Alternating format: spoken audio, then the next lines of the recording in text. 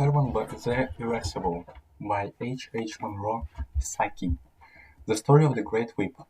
It was in the second decade of the 20th century, after the Great Plague had devastated England, that Hermann the Irascible, nicknamed also the Wise, sat on the British throne.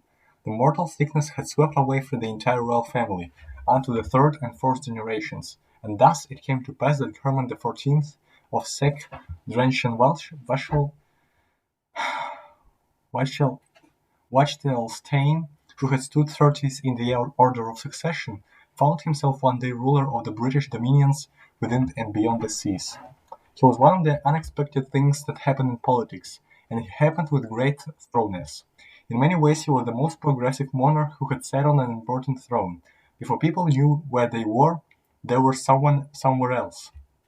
Even his ministers, progressive though they were by tradition, found it difficult to keep pace with his legislative suggestions.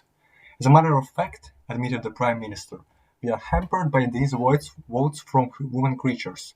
They disturb our meetings throughout the country, and they try to turn Downing Street into a sort of political picnic background. They must be dealt with, said Hermann. Dealt with, said the Prime Minister. Exactly, just so. But how?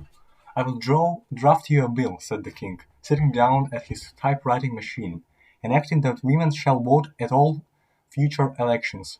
Shall vote, you observe. Or to put it it's plainer, must. Voting will remain optional, as before, for male electors, but every woman between the ages of 21 and 70 will be obliged to vote, not only at elections for Parliament, county councils, district boards, parish councils, and municipalities, but for coroners, school inspectors, church wardens, curators of museums, sanitary authorities, police court interpreters, swimming bath instructors, contractors, choir masters, market superintendents, art school teachers, cathedral vergers, and other local functionalities whose name I will add as they occur to me. All these offices will become elective, and failure to vote at any election falling within her area of residence will involve the female elector in a penalty of £10. Absence, unsupported by an adequate medical certificate, will not be accepted as an excuse. Pass this bill through the two houses of Parliament and bring it to me for signature the day after tomorrow. From the very outset of the compulsory female franchise produced little or no elation even in circles which had been loudest in demanding the vote. The bulk of the women of the country had been indifferent or hostile to the franchise agitation, and the most fanatical suffragettes began to wonder what they had found so attractive in the prospect of putting ballot papers into a box. In the country districts uh, county councils, but country districts. The task of carrying out the provisions of the new act was irksome enough. In the towns and cities it became an incubus. There seemed no end to the elections. Laundresses and seamstresses had to hurry away from their work to vote, often for a candidate whose name they hadn't heard before, and whom they selected at haphazard. Female clerks and waitresses got up extra early to get their voting done before starting off to their places of business. Society women found the arrangements impeded and upset by the continual necessity for attending the polling stations, and weekend parties and summer holidays became gradually a masculine luxury.